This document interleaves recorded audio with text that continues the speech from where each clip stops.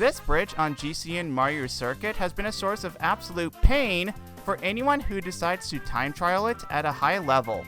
While getting 2 tricks here seems very simple, it ends up being a lot more complicated than you think due to several circumstances Nintendo could never foresee. In today's video, I'm gonna explain why tackling this bridge can be so frustrating. Throughout this video, I'll be editing the current no glitch world record set by Logan and seeing what would happen if he did certain other actions instead. The best bridge you can get for time trials is the one Logan gets all 3 laps.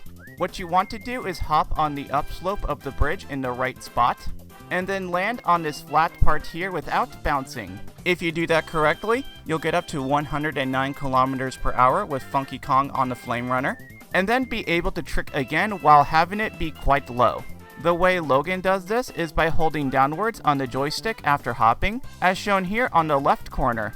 He then does a down trick, and once he lands on the bridge, he begins to pull up on the joystick to lower his airtime from here on out. The second trick he does is an up trick. Like I said earlier, getting everything to work out this well is very precise, and messing anything up can result in a big time loss. The reasons for this I'll explain right now. For example, let's assume Logan were to do everything he did as before, but instead of pulling down at the start of the bridge, he decided to hold neutral. This would result in him getting a single trick, which compared to the world record run here is a lot slower. The same thing would happen if he held up on the joystick as well. In addition, if he did a left trick or a right trick, he would only get 1 trick as well, regardless of which direction he held. However, doing 2 up tricks would give him a good double because up and down tricks basically function the same way if they are no flip tricks. So big deal, right? Just do an up or down trick and pull back. Well, let's see what happens if Logan mistimed a hop. If Logan were to hop 1 or 2 frames later, he would get a single trick regardless if it were up, down, left, or right. This is because hopping slightly later results in Logan getting too much air to land on the flat portion. Meanwhile, if he were to hop 3 frames later, he'd end up getting 2 tricks off the bridge. This is because he would have been too close to this upslope right here. As a result, Logan would have gotten a lot more air, which ends up being slower. If Logan hopped 1 frame sooner and pulled down, he would have gotten 2 bridge tricks. However, the boost from the first one would have only gone up to 101 kilometers per hour instead of 109. This type of double bridge trick is known as a dead double. If you don't get up to full trick speed, the double was considered quote-unquote dead.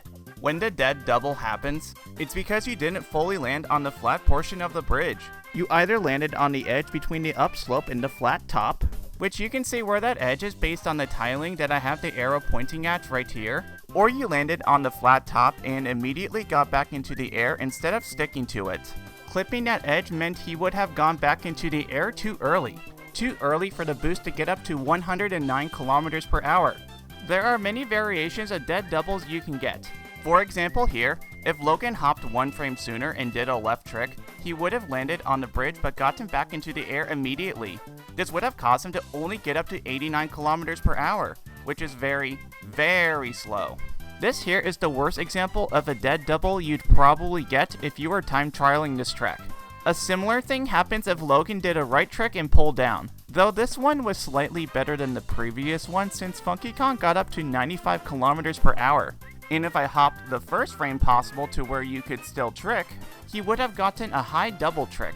Not only is this a lot slower due to the airtime, but getting a bad bounce when you land is also more likely, slowing you down even further. And just to show this isn't an isolated incident to lap 1, let's mess around with the bridge on lap 2. When I experiment with it, every single trick would have worked with the spot Logan hopped at.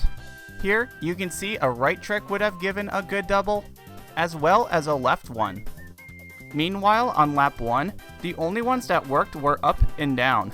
However, if I hold neutral instead of down on the joystick when I hop, only a single trick happens.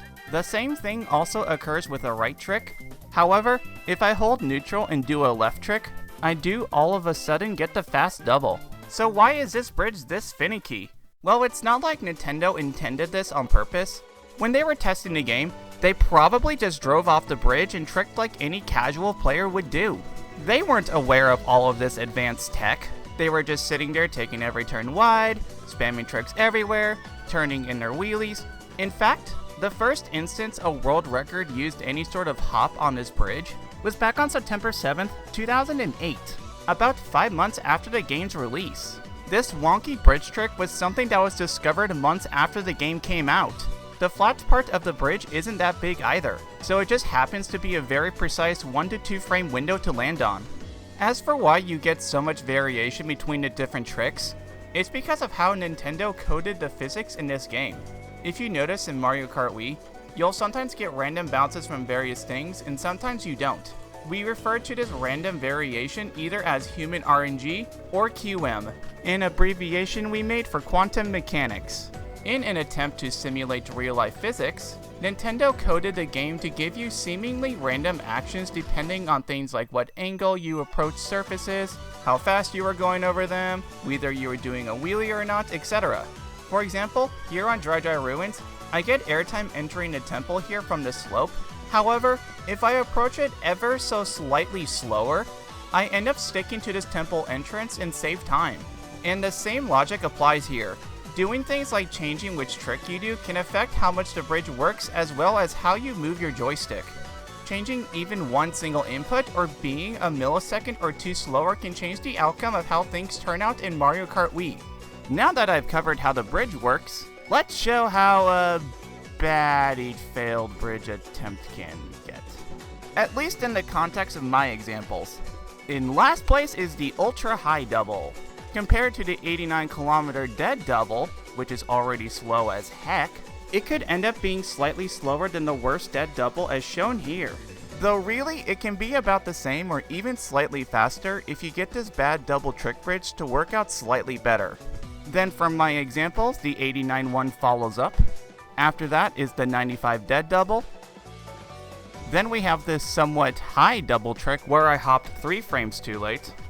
Then there's the single one. And then we have the 101 kilometer semi-dead double. And anything faster is basically considered a good double bridge. And that concludes the experimentation for now with this nonsensical thing.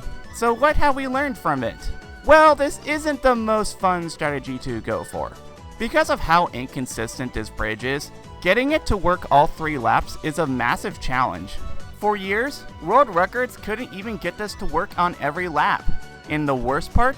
Imagine you're on the most insane pace ever, you get everything to work almost flawlessly, and then BAM! The bridge just ruins your life. Yeah, you too, bridge. And on that note, we part for now with many people's mortal nemesis. If you enjoyed watching this video about how dumb this bridge is, please like and subscribe for more Mario Kart Wii content like this. Thank you so much for watching and have a great day.